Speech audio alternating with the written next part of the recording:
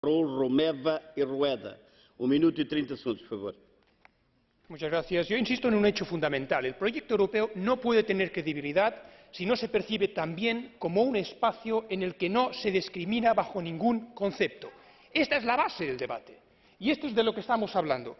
Y por lo tanto me sorprende que algunos colegas, que son tan europeístas en según qué debates, cuando se trata de los derechos y las libertades, se convierten en completamente antieuropeístas.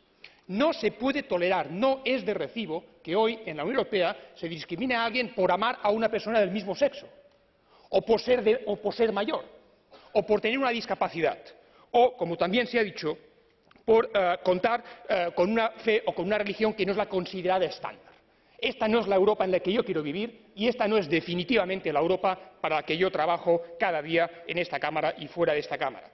Por ello creo que la propuesta de directiva era necesaria, es buena en su idea, en sus principios, no es la que yo hubiera hecho, no es la que hubiéramos hecho muchos de los que estamos aquí, pero es un buen punto de partida.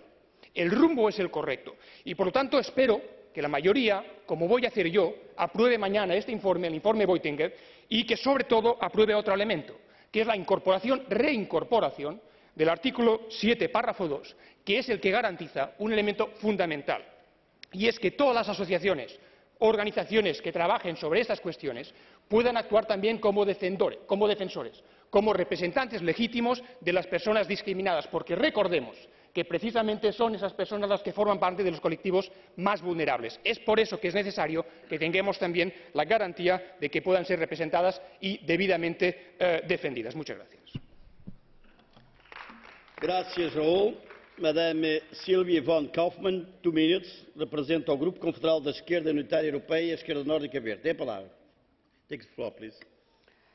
Zunächst, Herr Präsident, liebe Kolleginnen und Kollegen, möchte ich herzlich unserer Berichterstatterin Katalin Buitenweg für ihre Arbeit danken. Bei ihr war der Bericht